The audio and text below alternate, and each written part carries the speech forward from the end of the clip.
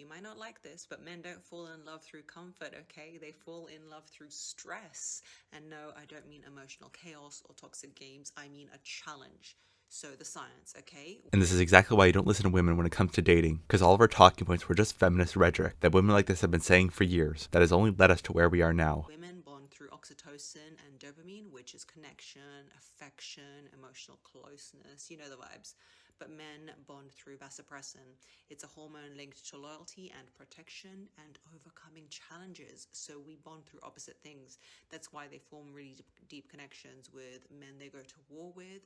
It's people who they overcome challenges with, not people who make them feel cozy and flowery and amazing. So if you want to activate that bonding hormone in a man, here are the 3 ways to stress him, because you got to stress him out, ladies, not make him cozy. Number 1, don't be overly available. Let him wonder a little. Let him initiate that small uncertainty, speak English, triggers the pursuit. Number 2, keep your standards high. Let him work to meet them. Men bond when they feel they've earned something valuable, not when they've just got some rubbish off the street for free. Number 3, have your own life, purpose, passion, independence. That tension between closeness and distance creates attraction and long-term emotional investment from him, because he can't always get you and he's really got to put into being with you. You're not here to soothe him like a mother, okay? You're here to inspire devotion like a muse.